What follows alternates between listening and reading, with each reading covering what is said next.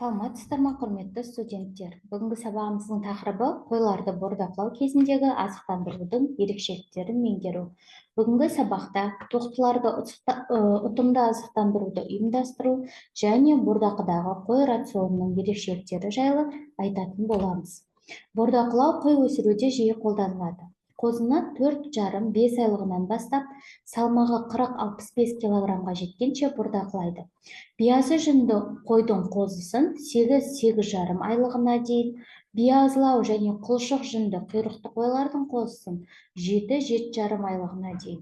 Етке соятын саулық қошқар, ісектерді басында жайылымда семіртіп, кейін 1-1,5 айда қолда жемдеп бордақылайды.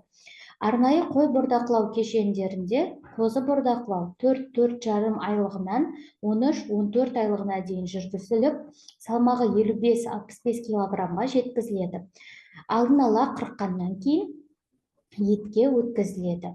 Тоқтыларды ұтымды азықтандыруды ұйымдастыру малдың өз төлі есебінен көбейіп өсуін қамтамасыз етумен бірге олардан мол өнім алудың негізгі кілті болып табылады.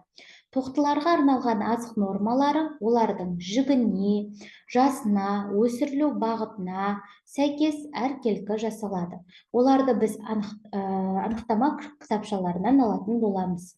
Тәжірибе жүзінде тоқтыларды азықтандыруды 4 айдан 3 кезеңге бөлуге болады. Бірінші кезең туғаннан 4 айлығына дейінгі кезең. Қозылардың бірінші айдағы негізгі азығы енелерінің сүті. Сонымен қоса бор, тұз, су үздіксіз болып, үйренуі үшін алғашқы аптадан кейін-ақ сапалы пішен, тартылған арпа, қауызы ұшырылып ұнтақталған сұлы немесе арнайы қоспа жем қойылады. Бірінші айда қозылар тәулігіне орта есеппен 40-50 граммға дейін қоспа жем жейді. Бұл уақыттағы басты мақсат табиғи қалыптасқан өсу қарқынын ұтымды пайдалану. Өйткені бұдан әрі тоқтылардың өсу қарқыны төмендей береді.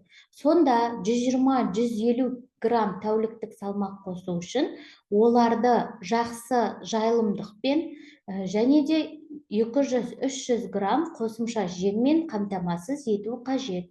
Оған басты назар аударатын себебіміз қыста күйіп кеткен тоқтыларды үстемелете азықтандырғаннан гөрі осы уақытты ұтымды пайдаланған абзал. Бұл енді келесі кезең, бұл уақыт ішінде жан-жақты әрі ұтымды азықтандырылған жағдайдағы тоқтылардың беретін тәуліктік қосымша салмағы 100-120 граммды құрайды. Ал рацион құрамы әр малға шамамен 0,8-1 килограмм сапалы пішеннен, 2-2,5 килограмм сүрлемнен және де ұрғашы тоқтылар үшін 200-300 грамм, еркек тоқтылар үшін 400-500 грамм құрама жемнен тұруы қажет. Тегінде 6 айдан асқан тоқтыларға протеин жетпеген жағдайда рационға карбамид немесе аммоний тұздарын кіргізуге болады. Қой күйісмалы болғанмен бұзауларға қарағанда қозылардың өсімдік азықтарын қорытуы 1 ай ерте, демек 2 айлығында қалыптасады.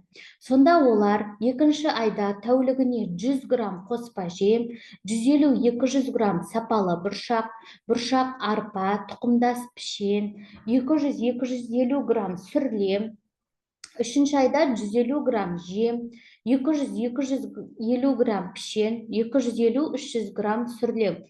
Ал 4-ші айда 250 грамм жем, 300-400 грамм пішен, 500-800 грамм пайдалануға қабілетті болады. Немесе 2-ші айдан бастап мүмкіндігінше пішен мен сүрлемді 2 айда 0,9 килограмм, 3-ші айында 1,6 килограмм, 4 айында 2,5 килограмм көк балаусамен, болмаса жайылымдық шалғынмен алмастыруға болады. Ал құрама жем мөлшері көлемі жоғарыдағы тәртіппен сақталады. Бұл уақыт ішінде оның құрамындағы әрбір азық өлшем бірлігіне 125-130 грамм қорытылатын протеин сәйкес келуі қажет. Бүгінгі сабағымыз осымен аяқталды. Назар салып тыңдағандарыңызға рахмет. Жақсы, сау болыңыздар.